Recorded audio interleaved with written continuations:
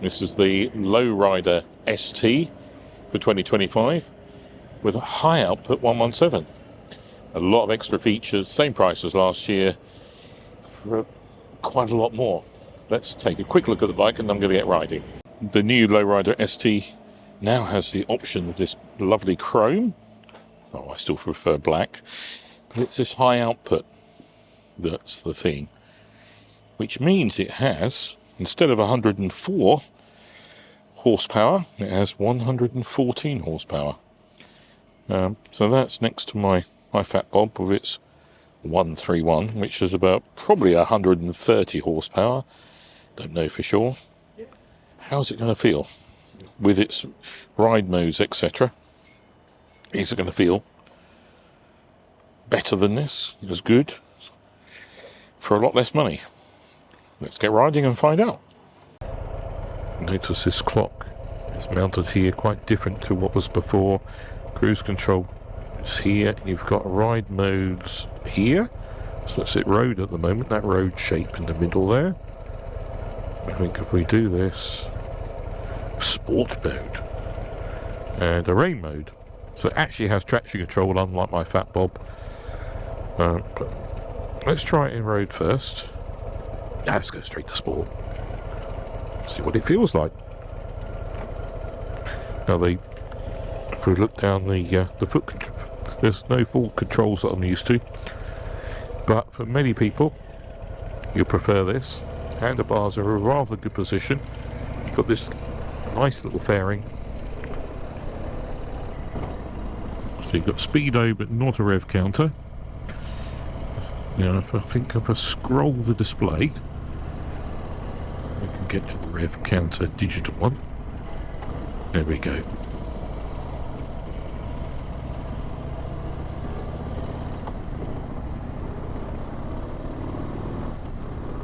Now that means that just a small throttle movement, hardly moving my right hand, we're whizzing along. So in terms of Harley Davidson ST, it's sort of like a sport versions. There's also now new Road Glide ST as well, Street Glide ST. They've got a high output 121 engine of about 125 horsepower, but this being a lot lighter with 114 horsepower. What's it feel like?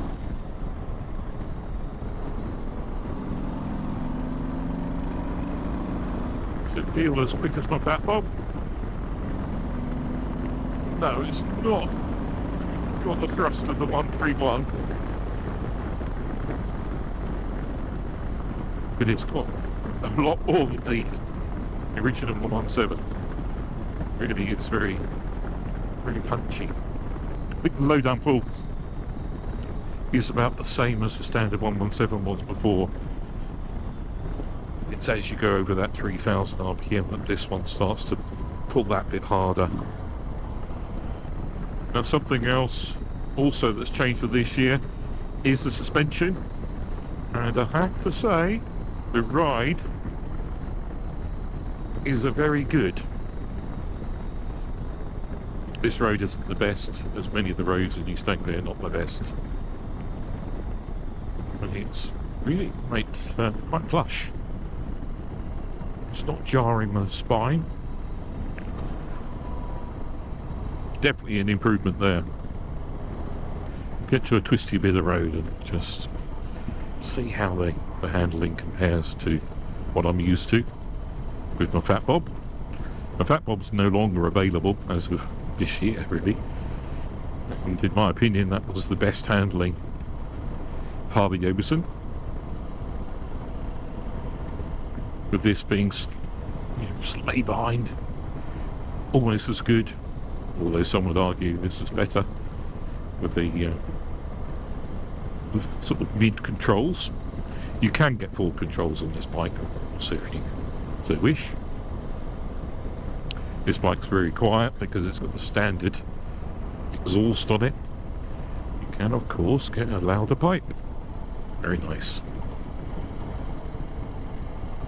But do you need to spend big money like I have done on stage 4. So my bike's probably, with a stage 4 131, got around 130 horsepower, 125, 130, with a lot of low down torque. I haven't got a high lift cam, so with a high lift cam, many people get that one to around 145, 150 horsepower, which is crazy. However, for just say 10 horsepower more, you're spending £5,500 to £6,000 on an engine upgrade. Where with this, it's got plenty anyway.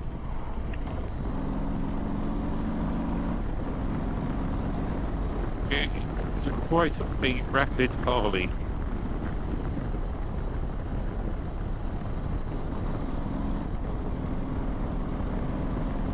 Will I go any faster on my bike than this? No, not really. We talk about the horsepower numbers. Well, I'm talking about horsepower numbers as if it's everything. It really isn't. There's no doubt this has got more than enough power.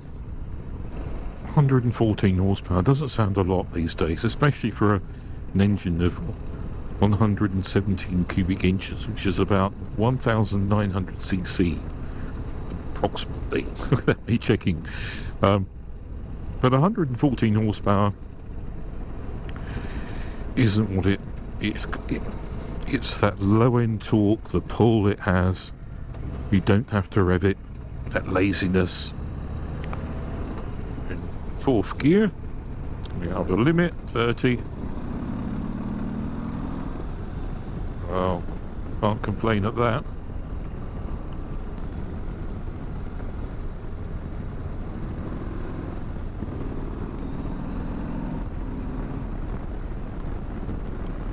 How are we doing on the corners? I don't know if it's a little bit slower than Fat Bob, but it's just me getting used to it really. The riding position for Swift riding is extremely good. The mid controls with the feet. Yeah, I think for many people, a bit of a sporty ride. It's probably the way to go. I'd still have full controls because I like the feet forward a bit. But yeah, not a problem really.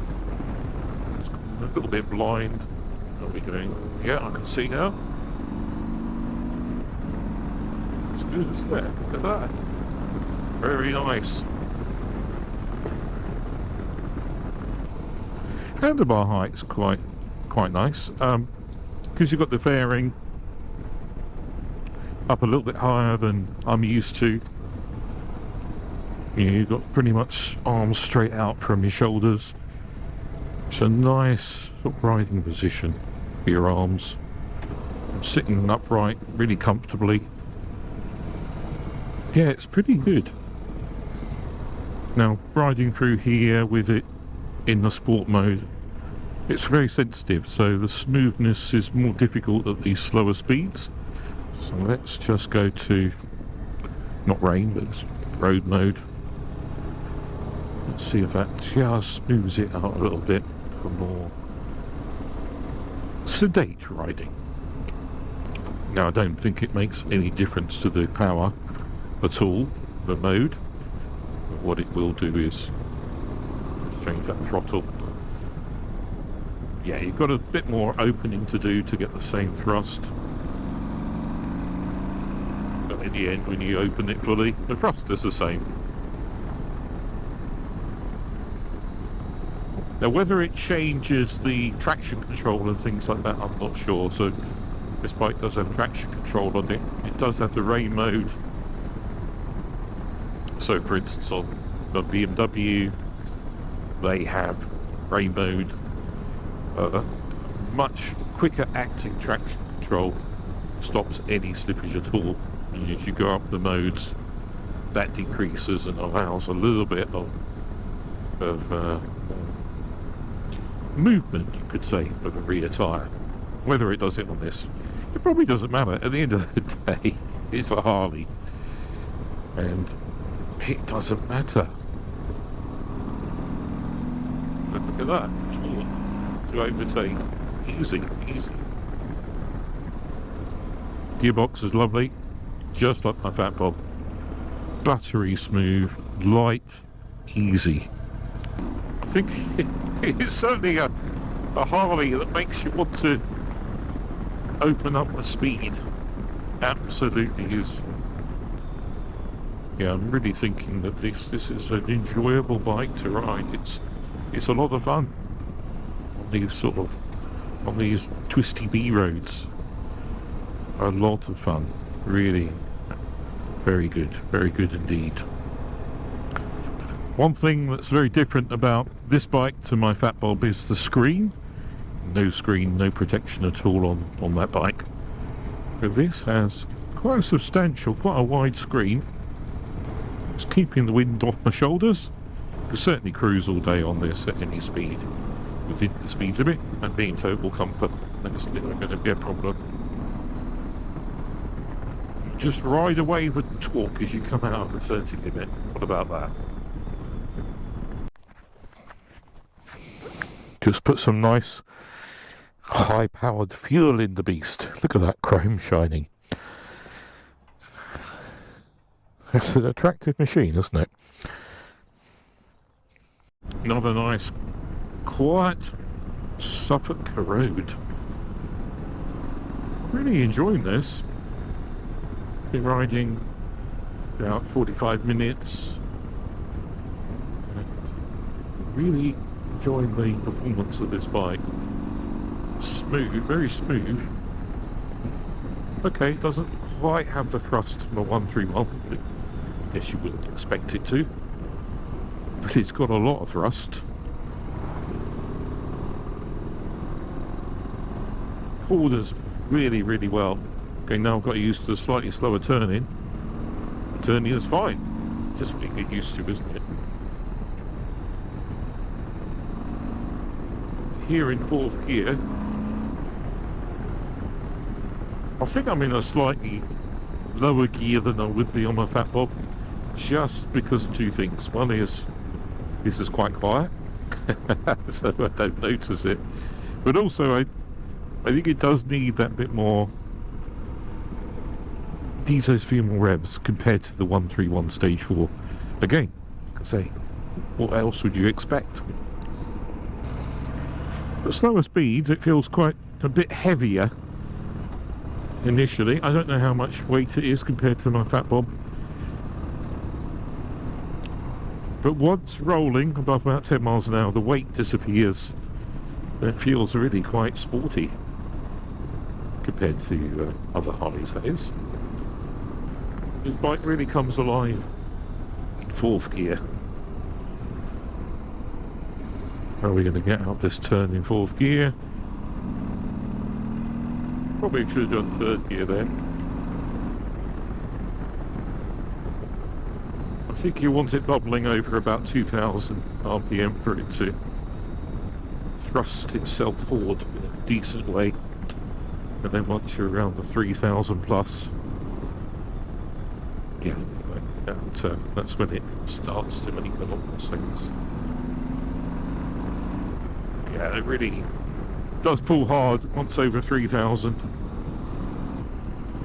Anyway, I need to find somewhere to park, and we'll go around the outside of the bike just so you can see what you think of it. Do you like the looks of it? I'm really quite enjoying riding the Lowrider ST. It's got that sort of sporty riding position. As I prefer full controls, but there's not a problem, and I think for many people that is good. What do you think of the looks of it? Let's go around the bike a little bit and talk about some of the features that are improved and things I like. I do like the new speedo, but I think I prefer a rev counter with a digital display of your speed. Just what I would prefer. But it's fine. That's not a reason not to buy the bike. You've got on this particular one now, you can buy this bike all in black and multiple other colours, but there is the chrome option now. The chrome option is actually cheaper. So this bike with the black paint, which is a bit more expensive, but with the chrome option, which is a bit cheaper, as you see it on the road, is £21,800. It's actually, compared to some of the other Harleys, considerably less money and probably considerably more fun because it's not too heavy. You've got the lovely fairing, which has grown on me. I think it looks really good in black. You've got LED indicators at the front, LED indicators and brakes, and the separate brake light at the back, so that's good. You have the panniers included in the price. They can be detached, but why would you want to? I think they look great on the bike. You've got a 2-into-1, so you've got a single exhaust on the side there. Most people are going to upgrade that. On this particular one, you've got the blue Harley emblem here, blue and black with grey. That's really quite attractive. And if you love chrome, the black and the chrome goes very well together, I think, on this bike. As I say, in every video I think ever made on when I've tested a bike, if you love the look of the bike and you love riding it as well, then you've got a win-win. You've got to love looking at it, I think. And well, I think it's a bloody good looking bike. I would go for the black engine and everything and pay that bit more, but it's up to you. If you prefer chrome, there's plenty of chrome on here to keep you polishing for a month of Sundays. I'm going to get back on board, take it back to Newmarket, a few more twisty roads, and give you my conclusion on the way. And one of the things I forgot to mention, there is no passenger seat, no pillion seat. Of course you could buy one, but it doesn't come with one as standard. It's quite nice just staying in fourth gear for a road such as this. Not really worrying them too much about going up and down, but going up and down the gears whilst braking front and rear, very progressive, very well balanced. Harley have done quite a lot to this bike. You know, it's been a little while since I rode the previous version, which is the same bike, but without all the upgrades as I've been through today. This is quite an improvement in many respects. Suspension is better, brakes are better, gearbox, perfect. The engine pulls beautifully through, and much harder once you get to 2, especially over 3,000. Plenty of performance. Turning is good, now I've got the hang of it. Stable in the corners. Harley have got this right, they really have. This is nice in the corners. Very, very, very stable in the corners once you've got it. Once you've got it at the lean you need, very stable. Typical get a car in front on a nice bit of road. Never mind, we can't overtake that. It's okay. Plenty of power. Look at that. In fourth gear again. Brilliant. Junction. Car coming. Clear behind. Good. Brilliant.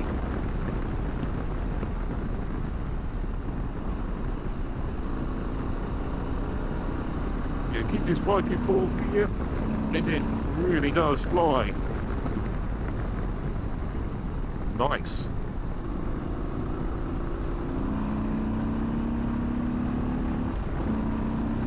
That look. Brilliant line.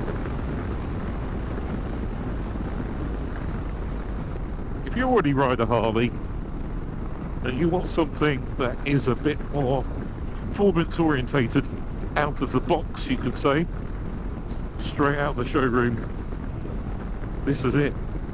All you need is a louder pipe, and I think you'd be very happy with this.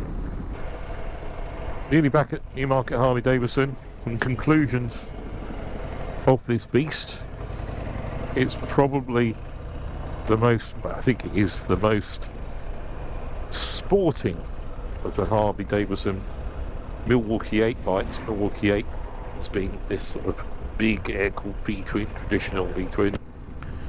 Absolutely, has to be. There is the Lowrider S, this is the ST that doesn't have the panniers and the fairing. I guess I think that also has the same high output 117 engine, so that's of course going to be a lot of fun too. But I would say that probably not a lot of difference, and this of course does have that touring potential. Actually, value for money, well, £21,800 is a lot of dough for this particular bike I'm riding today, but actually in the scheme of things it isn't. Many other much more expensive Harley Davidsons, this is going to give you more fun on the B roads, I think, than all the other Harley Davidsons with the Milwaukee-Eights. Got the chrome options, that's good. The ride options, all good, but I haven't put it in the rain mode, but I guess it does dial down the traction control to a safer level, so I'd use that if it's raining. I like the road setting.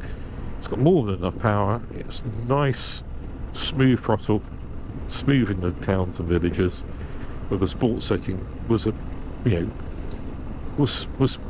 faster acting. But I don't think you really need it. Just my opinion. Depends on how you get on yourself. Get out and test ride one. That's the thing. Get yourself a test ride. And of course, if you live in the Midlands or the east of England, come over to Newmarket Harley. Tell the guys that Mr. Fentor sent you. They'll probably give you an extra biscuit and a free coffee, as well as a test ride on this wonderful bike. Which, honestly, it's not just bullshit. It is a great bike to ride. You can ride it all day. It's very comfortable. Of course, it's very comfortable. I haven't even mentioned that on it. Very comfortable. Very, very, very nice place to sit. But also a lot of fun. Plenty of power. As you can see by the overtakes I've done today, it blasts past fourth gear. Piece of cake. So yeah, Fentor conclusion, damn good bike. And it's probably, if you like the look of it, the Harley Davidson to test ride above all others. Now there are bikes that I think from Harley Davidson that look even more stunning, like the Breakout or Fat Boy, in terms of the looks. Do they ride as well as this? They don't have the high output engine. They're heavier and won't corner as well. It depends what you want, doesn't it? Whatever makes you smile. Whatever suits you and you want. This is good. This is very good. Here we are, back at Harley. Quite a few bikes here actually, look at that. A lot of bikes. Let's park this up somewhere. Over here. Some nice new ones who've had a delivery today. Let's see what they got. Give the bike back to Dan. Everything's black it seems today. Nice machine, very nice machine. I would say get yourself a test ride, because even if you've got the previous one, well, even more so, maybe don't get a test ride, because if you've got the Lowrider ST previous to this year and you ride this, you might be wanting to upgrade. So it could be expensive. Right. Well, thanks very much for watching Fentor today. I really enjoyed riding the Lowrider ST. It's a superb machine, and yeah, get yourself a test ride, because it really is quite a step up from the previous model. Thanks for watching Fentor, and we'll see you very soon. Bye bye.